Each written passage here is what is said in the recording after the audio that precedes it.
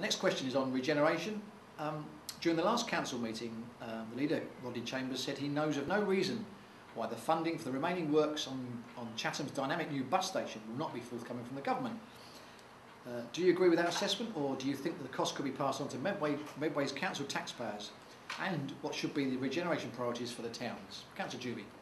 Well, I hope the costs will not be passed on to the taxpayers in the towns, and I hope that they will all be met. A lot of it will be done on whether the building is completed and all the work is done in time of the timescale, so that the government funding time does not lapse and run out. This was a major political issue in the 2007 local elections, but it couldn't have really been too much of a problem for most people because they re-elected the Conservatives to run Medway Council, and that's why the flyover and the bus station went ahead. And I can't see any reason why the funding should not be there, but I do have some concerns that if we don't hit the timescales, that we as the council could end up with some of the costs. I said at the council meeting that I have no reason. Now I can say that I am confident that the money that was made available by the last government will be available and will be used for the completion of the bus station. Councillor Juby talks about the flyover and whether money was available for that. Well, that was in a completely different budget submission to the government and was paid for a long time ago.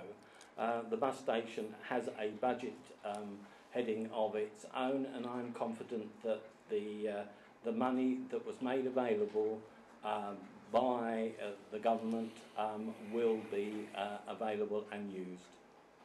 Thank you. Councillor Ball. I think there's still some element of risk. I mean, clearly this situation shouldn't have happened because the bus station's been planned for about 4 years. It should have been done and dusted by now, but because of, I think, errors by the Conservative administration in the proposals for the location of it, which caused a lot of local public uproar, of course it got delayed.